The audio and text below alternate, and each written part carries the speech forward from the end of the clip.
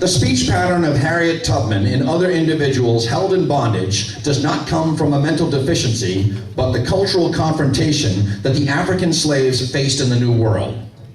Radically abstracted from their cultural communities and broadly dispersed from plantation to plantation, state to state, and country to country, the African slaves in much of North America soon lost the capacity to speak their own African languages.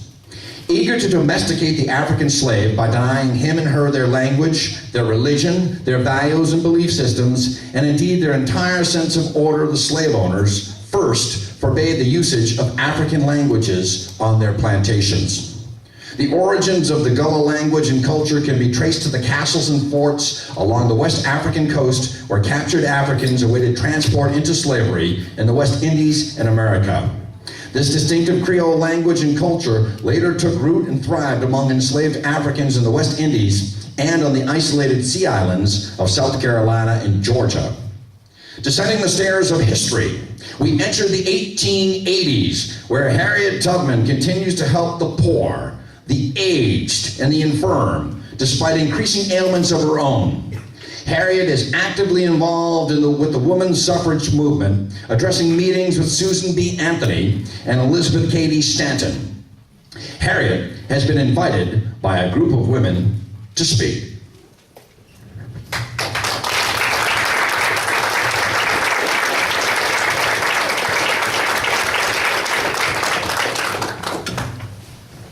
Good evening. Good evening. Good evening. I'm so pleased to be here. It's a pleasure. It's a pleasure to be here. I'm so pleased at the party you hold in my honor. And I'm pleased that you asked me to speak about my life. Now, I have lived a full life, and I have much to tell. But if I told all, we would be here clear to the next morning, and I don't think I can last that long. Sir, could you please hold this while I'm standing here? I don't need it. Well, I will start with the time I was summoned by the U.S. government to Beaufort, South Carolina. Now, that was after the Sea Islands had been captured and 10,000 slaves left behind when their masters fled. I went with a group of white missionary teachers, going there to help those freed people. Now, those colored folks in the Sea Islands, they never heard of Moses, Frederick Douglass, or John Brown. All they saw was a woman with skin the same color as their own and whose word they could not understand. Ooh. They laughed. Ooh, they laughed when they heard me speak. I could not understand a word they said. No how. They spoke African. That's what they spoke, African. Now, at first, those folks were suspicious of me. Because I received army rations the same as the white teachers. So I thought to myself and figured it out mighty fast. I started making rice in the evening and gingerbread and root beer. I started getting them rations. and started making my own money. And when they saw that, well, they came around. And then I started helping them freed women to help themselves. Well, I showed them how to do the soldiers' washing. And then we made a wash house. Oh, we were doing really good. But no sooner I got started, they sent for me to go to an army hospital in Florida. You know what Florida is? Well, that's where they sent me. Florida. Now, this army hospital,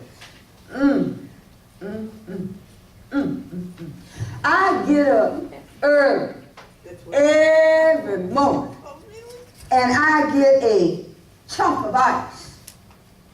I would. And I put it in a basin and fill it with water. Then I get a sponge. And the first man I come to, I thrash away the flies. And they fly away like bees around the hive. Then the first man I come to, I start bathing him down, bathing his wounds. And by the time I got to the third and the fourth one, the heat and the fire would have melted the ice, and the water be clear as blood. Oh, Then I had to start all over again, get some more ice, and go to the next one, and the next. But by the time I got back to the first one, the flies, they were thick and black. Oh, them poor soldiers. Well, I would go out to the woods and I gather up wild plants and roots and I make a special concoction and I give it to them soldiers. Some get well and some don't. And some I give them bourbon whiskey. That helps some. So many died from the flux. You know what the flux is? Oh, don't want to have the flux. I thank God Almighty I never get sick. Well, I can't say that now, but I never got sick, either. Never. Well, sir, next, the Union Army sent for me, wants me to spy and recruit scouts. Yeah, that's what they want me to do. So I get men, about 12, 16 men, some of them former ferry boat operators and contraband. And I returned to Beaufort, South Carolina. And there I helped my friend, Colonel Thomas Higginson. Do you boys back there know Colonel Thomas Higginson? Well, that's a friend of mine.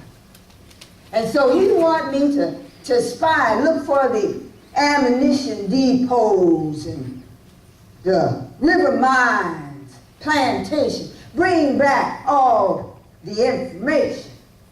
Now, it was time to go out, but I didn't want to go out unless I had my friend,